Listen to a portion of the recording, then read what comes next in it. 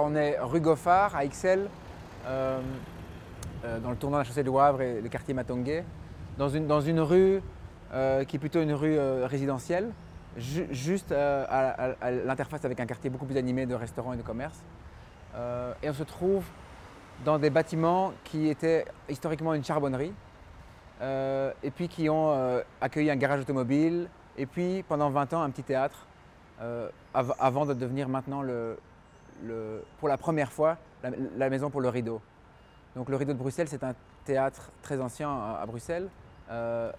Il existe depuis 1848, mais il a toujours été historiquement dans le Palais des Beaux-Arts. Donc c'est à la fois une vieille institution, un théâtre qui a fait ses preuves à travers la décennie et qui en même temps, pour la première fois, reçoit son propre bâtiment. On est vraiment loin d'un bâtiment sur un parvis avec une distance. On a l'entrée cochère par lequel le public va rentrer dans le théâtre. Aux étages, on a du logement communal qui appartient donc pas au théâtre. On a à côté une maison de logement qui appartient pas au théâtre, mais la petite maison suivante, qui est donc le numéro 9, appartient désormais au théâtre. Donc quand la commune d'Ixelles, qui est propriétaire des lieux, a mis ses lieux à disposition pour le théâtre Le Rideau, ça a aussi été grâce à l'achat de cette petite maison qui va permettre d'augmenter la capacité de la salle et d'offrir une sortie de secours. Les actions vers le quartier, vers la rue, dans le bâtiment, c'est notamment ces pièces-ci qu'on va voir devant qui deviennent un atelier. Il y a encore des ferronneries là devant, on va les enlever. Un lieu d'échange et de dialogue entre le théâtre et la rue, qui fonctionne un peu comme une vitrine, mais qui pourra aussi accueillir des ateliers pédagogiques avec les enfants, des rencontres avec les auteurs. Le fait de vitrer les portes cochères, donc maintenant en passant dans la rue, on pourra voir jusque dans le fond du projet. Et alors bientôt, un grand billboard qui aura là au-dessus de la petite maison 9A et qui accueillera des textes. Le théâtre, Le Rideau a envie de faire le pari de mettre en valeur le texte plutôt que l'image, dans un monde où on est très très fort dominé par l'image. Et donc ce ne sera pas les affiches des spectacles proprement dit, qui elles se trouveront dans l'entrée cochère, mais plutôt vraiment des phrases choisies dans les spectacles et un peu offertes à la ville de manière voilà, ou poétique ou absurde ou autre.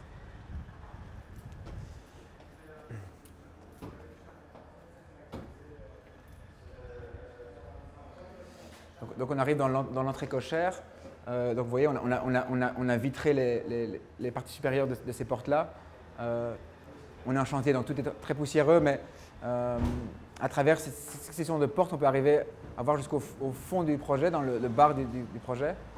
Quand on est arrivé, en fait, il y avait 5 bâtiments différents autour d'une cour, mais 5 architectures différentes, d'époques différentes, avec des couleurs, des châssis, voilà, tous différents.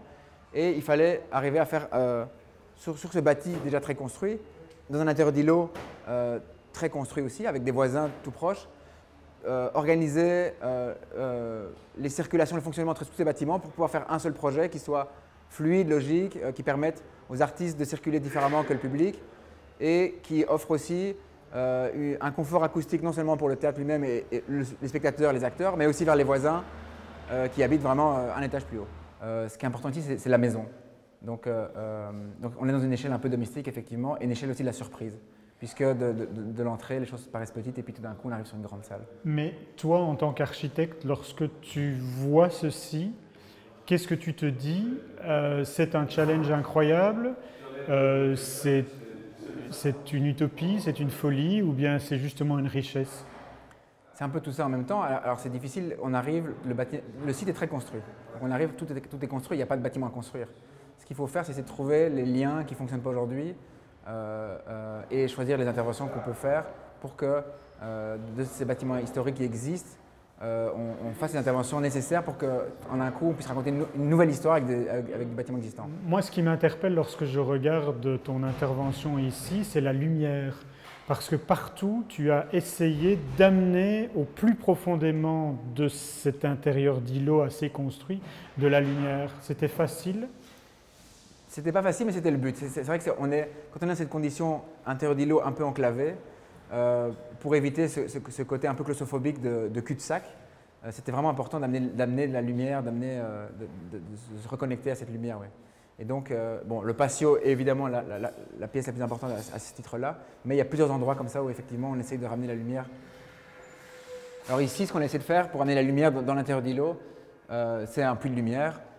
On avait des Velux dans la toiture existante, on en a rajouté quelques-uns, et voilà, en triple hauteur, on a la lumière qui vient tout en haut, et on a une structure en poutrin claveau où les poutrins continuent dans le puits de lumière, mais les claveaux disparaissent pour laisser la place à la lumière.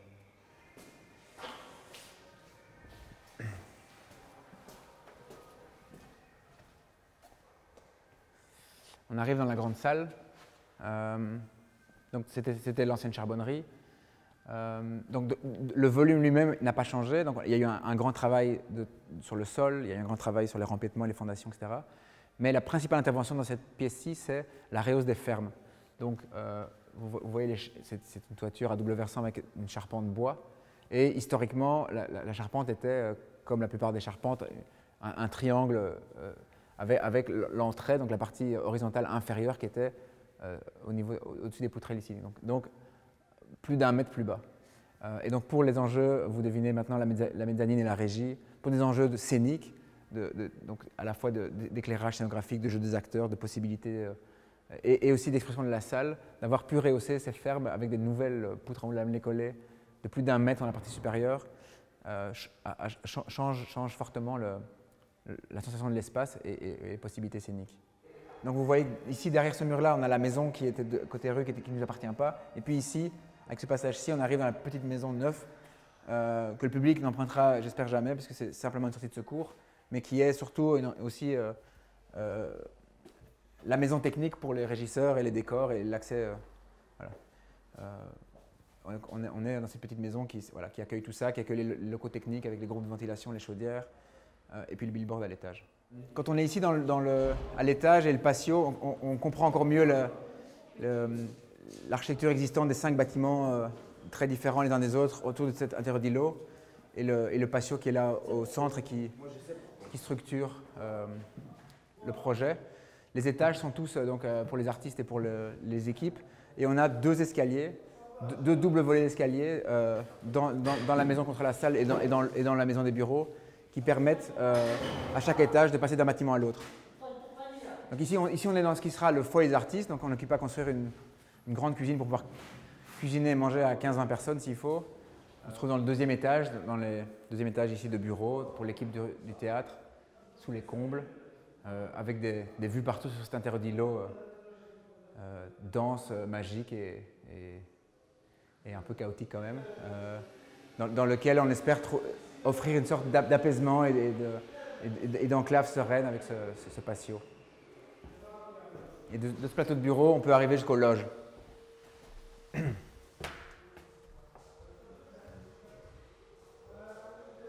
ne sais jamais s'il y a quelqu'un derrière la porte.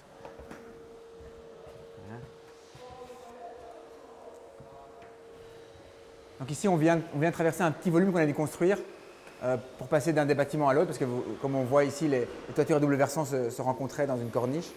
Il a fallu créer ces liens pour la fluidité et aussi pour les questions de sécurité des pompiers, puisqu'on est vraiment enclavé dans l'intérieur d'îlot, donc il faut que chaque bâtiment serve d'évacuation à l'autre. Et on arrive ici sous cette belle charpente, dans les loges pour les artistes. Voilà, donc tout en haut, et en même temps avec un accès, avec les doubles volets d'escalier, un accès direct vers le plateau, avec la possibilité de ne pas croiser le public avant le spectacle. Après, en général, c'est plutôt avec plaisir qu'ils le font. Mais donc ces doubles volets d'escalier servent de sas acoustique entre le foyer et la salle. Et là, je pense qu'on a fait presque le tour de tout le bâtiment.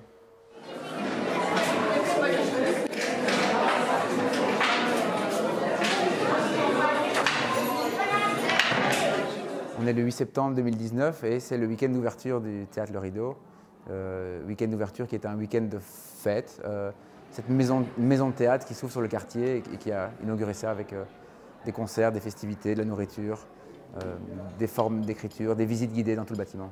Oui, à l'époque où le KVS, le théâtre flamand, était en travaux. Ça aussi, ça partait à la casse, on a récupéré.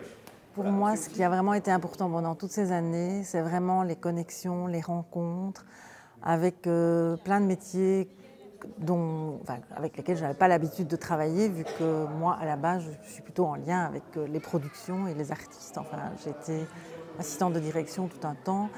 Et donc, c'est vrai qu'en devenant secrétaire générale en 2012, j'ai pris quelque part le challenge en main de faire cette rénovation, de trouver un lieu, de mener cette rénovation.